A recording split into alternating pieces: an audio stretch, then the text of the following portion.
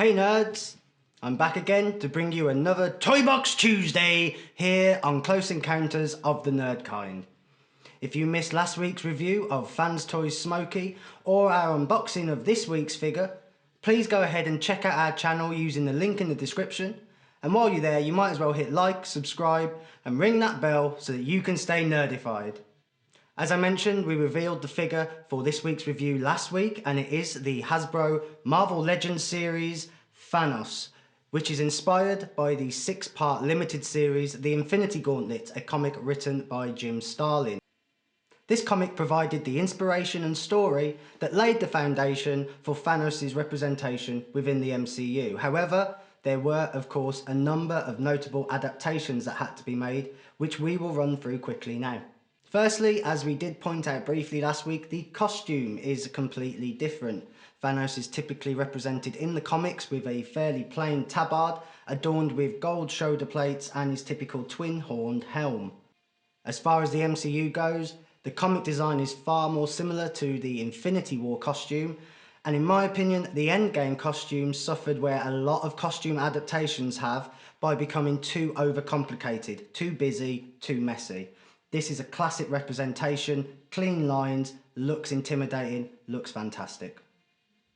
If we look at the box, we can see that great depiction of the Mad Titan Thanos and Lady Death herself. This is the physical manifestation of a metaphysical force of nature and was key in the original comic series. This is partly where the MCU needed to adapt, because in the comics, Thanos saw it as an affront to Lady Death herself that there were more people alive now than had ever died. He saw it his mission to redress the balance in part of his attempts to court Lady Death to create an unstoppable union between the two. This is what leads Thanos to set out on his quest to unite the Infinity Gems, not stones, in the comics they're Infinity Gems, in order to wield the Infinity Gauntlet. And as you saw in the MCU, he succeeds in this and snaps half of all known life away. There was no Black Order, there was no Loki, it was just the Mad Titan and his crazy mission. Whilst the MCU version was a more sympathetic and rounded portrayal of the villain, my first exposure to him, and I'm sure a lot of people's, will have been the Infinity Gauntlet comic, and for me, this figure, this representation of Thanos is absolutely quintessential and is exactly how I picture him to be. He literally jumps right off the comic pages. One final point, most Legends series boxes are fairly plain, fairly boring. This one couldn't be further from that. It really pops with bright colours, fantastic artwork, and has a lot of shelf presence in the box alone. So, without further ado, how about that figure? Let's get him open.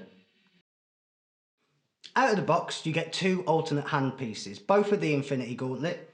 One of them has a fairly typical power pose, but the other, which is undoubtedly my preferred one, captures that iconic finger snap moment, and it is rendered beautifully. As you can see from these shots, there's a slight pearlescent effect on the armour of Thanos, the yellow paint apps, which really does look fantastic up close and adds a little bit more depth to the colour. Both of the hand pieces look fantastic, and the only other thing to say is that yes, while the armour does look a bit more metallic yellow than it does gold, this is completely in keeping with the comic aesthetics of the character, and I wouldn't have it any other way, to be quite frank. The only other accessory you get is this fantastic alternate head sculpt, and as promised last week, I will be dropping all the information about where that representation of Thanos originates from. And like I said, it is a great story, so make sure you stay tuned later in this video for that.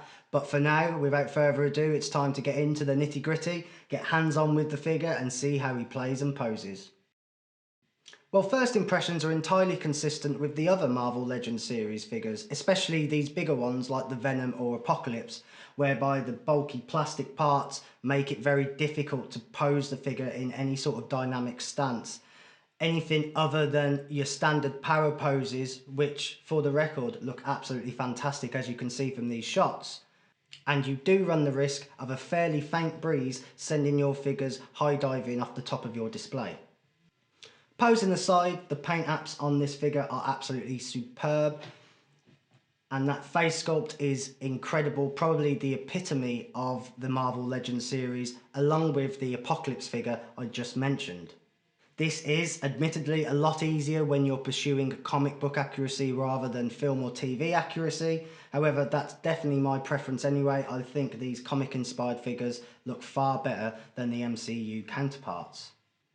Please make sure you head over to our Instagram account. The name is at the bottom of the screen now, where you'll be able to see some diorama and figure photography shots we've got lined up with the Mad Titan here himself. We cannot wait to get some of these shots done and out on our Instagram page. So head over there, give us a follow and see what we've got in store. Overall, this figure looks amazing. If you are after a comic likeness 1/12 scale Thanos and you cannot stretch to the permanently delayed Mezco 1/12 collective version, this is a fantastic option for your display. If you are collecting the Legends figures, especially the comic book designs, this is more or less a must-own figure. I picked this up recently thanks to a restock for around about £30, so keep your eyes out at retailers and on eBay because it does come up and it's definitely a figure you want to try and get. I know there is a bit of an aftermarket for rare Legends figures. I'm not sure whether this factors into that, but me personally, I'm not looking to pay more than £40 for a Marvel Legends figure, whether it's rare or not. And certainly if you are going down that market and looking at spending those sort of prices to get this or any other Legends figures, be very careful with the boxes. There's a few examples from this figure itself. I was handling this box with kid gloves and I still managed to tear it at the tab. They're not made of fantastic cardboard and they are quite tricky to open because of the curvature on the front of the box. So bear that in mind. If you are laying down, upwards of £40 on Legends figures, I would seriously consider just leaving them in the box. And so finally, as promised, I revisit that alternate head sculpt. I am so happy and surprised that they included this head sculpt in with this figure, as it's from a fairly recent but incredibly successful comic run by Donny Cates. The story arc, called Thanos Wins, catalogues the Mad Titan's journey into the far future, where he comes across his future self, who is now undisputed ruler of the galaxy. Not only this, but he appropriated the Herald of Galactus, the Cosmic Ghost Rider, when he destroyed the planet Devourer, and he keeps the Hulk as a pet. And just to add even further to the macabre nature of this comic, our beloved Avengers were actually disposed of because Thanos fed them to the Hulk. And you thought John Walker was dark. As I said, this is a fantastic story, certainly one of my favourites of recent years from one of the hottest writers in the industry. With this alternate head sculpt, we now have 3 figures that we can display from that comic run. Thanos himself, the Cosmic Ghost Rider, and the Fallen Silver Surfer. With a confirmed Maestro figure dropping later this year, we now have enough figures to create a really cool Thanos Wins display. And like I said, keep an eye on our Instagram channel because we will certainly be bringing you the photo shoots around that. So overall, Thanos is pretty standard fare when it comes to Marvel Legends series figures. He's not the most poseable, but he does, in my opinion, look absolutely fantastic and possesses a great deal of shelf presence. Maybe only rivaled by the aforementioned Apocalypse, which we probably will be taking a look at on this channel soon enough. The comic accuracy is spot on, but the accessories do leave a little to be desired. I think maybe there could have been another 1 or 2 little pieces in there. So all in all, we're going to give him 3 stars. I love the figure, but the limited posability and accessory set does hold him back somewhat. If I was rounding up, this would probably be 4 stars, but I'm not doing that. I personally don't think any Marvel Legends series figure is going to get a 5-star from me, but considering what we've got and what is out at the moment, this certainly is head and shoulders above the vast majority of them. So, that's it for today. Thank you once again for joining me. Stay tuned later today, as last week we will be unboxing next week's TOYBOX Tuesday figure for review. So please go and like this video if you did enjoy it. Hit the subscribe button and ring that bell so that you can stay nerdified when we drop more stuff here at Close Encounters of the Nerd Kind.